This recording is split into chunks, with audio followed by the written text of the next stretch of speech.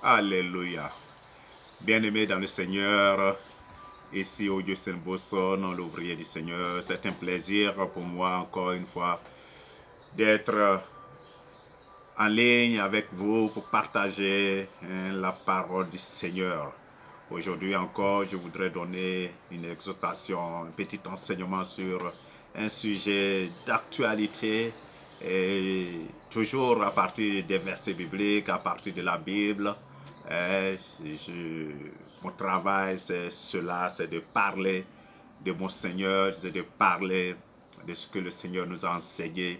Et vous tous qui m'écoutez, que Dieu vous bénisse, soyez bénis partout où vous êtes. Que la grâce de Dieu et la paix de notre Seigneur Jésus-Christ soit avec vous. Alléluia. Aujourd'hui, je veux qu'on parle d'un thème assez important. Je vais prendre un test dans le livre de Matthieu, de l'évangile de Matthieu au chapitre 24. Au chapitre 24, il y a quelque chose qu'on doit savoir, qu'on doit comprendre à partir de ce chapitre. Alléluia. Ce chapitre parle véritablement de ce qu'on appelle la parousia ou bien la venue du Seigneur. Pas de la venue du Seigneur et de la fin des temps. Alléluia. La fin des temps. Aujourd'hui, je ne vais pas parler de l'enlèvement en tant que tel. Hein. J'ai déjà fait un enseignement sur l'enlèvement. Hein. Vous pouvez consulter mes archives sur ma chaîne YouTube Bosson Augustin, hein, ou bien sur Facebook Augustin Bosson. C'est mes pages que vous pouvez consulter pour les enseignements que j'ai déjà donnés à ce sujet. Mais aujourd'hui, je voudrais parler de ce thème-là, la parousia, la venue du Seigneur et la fin des temps. Parce qu'on entend beaucoup de choses. Pasteur, est-ce que c'est la fin des temps? Quand est-ce que la fin des temps va arriver? Hein? Vous les chrétiens, vous dites toujours, Jésus revient bientôt, Jésus revient bientôt. Mais votre bientôt là, c'est quand? Hein? Dans l'enseignement sur l'enlèvement que j'ai donné, j'ai parlé de cela même. J'ai parlé du bientôt dans l'éternité de Dieu. Hein, vous pouvez consulter cela. Mais aujourd'hui, je vais prendre le chapitre 24 de Matthieu qui nous parle véritablement de ce que nous devons savoir et le comportement que nous devons avoir par rapport à tout ce qu'on entend en ce qui concerne la fin des temps. Est-ce que c'est la fin des temps? Alléluia. Une anecdote pour commencer. J'étais en Israël quand j'ai rencontré une jeune dame qui est venue de la Suisse, c'est une Suisse, qui est venue pour un tour en Israël. Et on a eu un culte ensemble à l'église Benater à Tel Aviv. Et après cela, j'ai dû prier pour elle. Et quand elle est repartie en Suisse, moi je suis revenu en Allemagne. On est resté en contact. Et cette fille, un jour m'a appelé vraiment dans son sérieux. Me dit, ah, pasteur, vraiment, quand est-ce que le Seigneur vient? Vraiment, je ne veux pas que le Seigneur vienne maintenant, parce que si le Seigneur vient maintenant, là, je ne suis pas prêt. Je ne suis pas prêt. Elle était vraiment dans ce sérieux. Je l'ai rassuré pour dire, si tu sais que si le Seigneur vient aujourd'hui, tu n'es pas prête, c'est-à-dire que tu es prête. C'est-à-dire que tu as une conscience de ton état de pécheur. C'est une repentance que tu es en train de faire. C'est-à-dire que si le Seigneur vient aujourd'hui, tu seras parmi ceux qui seront enlevés. Parce que tu as cette conscience que tu es tu as une nature de péché que tu dois te fortifier, tu dois te purifier, tu dois vivre pour attendre ton Seigneur. Donc c'est déjà un bon pas. Alléluia. Donc je l'ai rassuré comme ça. Et aujourd'hui, donc, pour parler de cette question rapidement, je vais pas prendre assez de temps. Le chapitre 24 de Matthieu, c'est un long chapitre. Nous n'allons pas lire tout, quelques versets dedans, et je vais expliquer certaines choses. Alors, dans ce chapitre, hein, c'est Jésus et ses disciples. Alléluia, toujours Jésus et ses disciples. Donc, ça commence par verset 1 dit, comme Jésus s'en allait au sortir du temple, ses disciples s'approchèrent pour lui faire remarquer les constructions du temple à Jérusalem. Mais il leur répondit, voyez-vous tout cela? En vérité, je vous le dis, il ne restera pas ici pierre sur pierre qui ne soit renversé.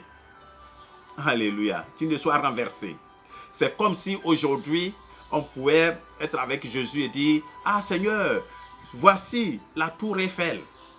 Seigneur, voici le Bundestag, le Parlement allemand. Oh Seigneur, voici le Parlement européen à Strasbourg. Voici ces jolis bâtiments. Voici en Israël, voici à Dubaï, cette tour. Tu n'étais pas toutes les tours au monde. On lui montrait des choses qui sont remarquables. Et il leur dit que ce que vous voyez là, ne restera pas dans cet état-là. Et les disciples qui lui demandent, au verset 3, c'est là que je commence, et dit, il s'assit sur le mont des Oliviers, Jésus s'assit sur le mont des Oliviers, et les disciples vinrent en privé pour lui demander, pour lui dire, dis-nous, quand cela arrivera-t-il? Quand cela arrivera? Et quel sera le signe de ton avènement et la fin du monde? Voilà, et la fin du monde. Donc aujourd'hui, la venue du Seigneur et la fin des temps, c'est ce que je voulais traiter. Bien aimé, la question des disciples est vraiment une question importante. C'est la question que plusieurs aujourd'hui encore se posent de nos jours. Quand sera la fin des temps? Est-ce que nous sommes dans la fin des temps? Est-ce que nous sommes... Voilà. Donc, Jésus, dans ce verset, si nous étudions ce chapitre-là, nous comprenons toutes ces questions. Nous avons la réponse à toutes ces questions.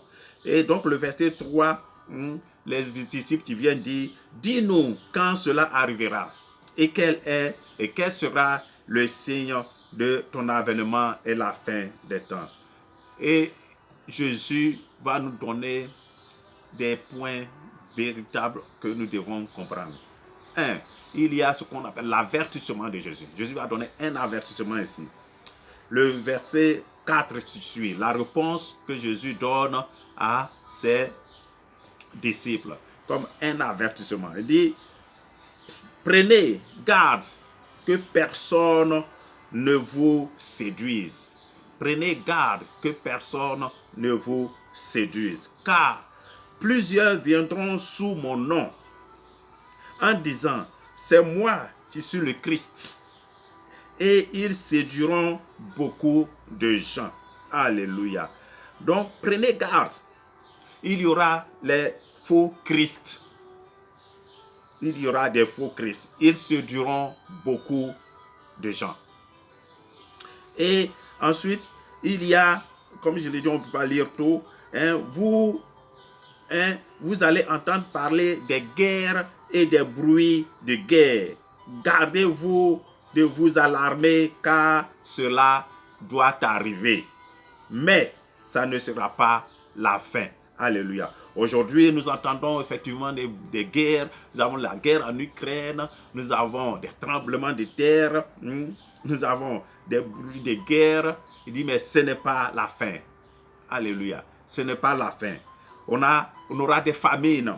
Quand on dit la suite, on aura des famines. On aura des tremblements de terre. Et il dit ça, c'est le commencement des douleurs de l'enfantement nécessaires pour l'avènement de l'ère messianique. Alléluia. C'est le début, on peut dire que c'est le début du commencement. Alléluia. Mais ce n'est pas la fin. Ce n'est pas la fin.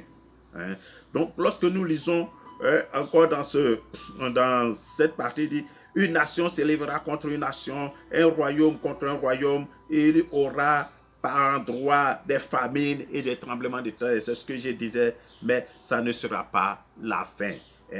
quand nous lisons encore, on va voir que les saints, les chrétiens seront persécutés. Les saints seront livrés au tourment, à la trahison, à la haine, à l'abandon de la foi. Beaucoup abandonnent la foi. Il y aura les faux prophètes qui séduiront beaucoup de monde.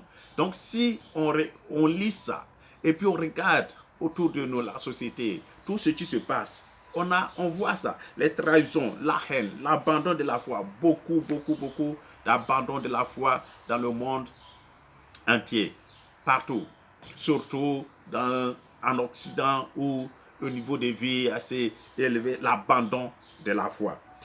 L'abandon de la foi. Il y aura le progrès de l'iniquité. Le progrès de l'iniquité. Il n'y aura plus d'amour. Alléluia.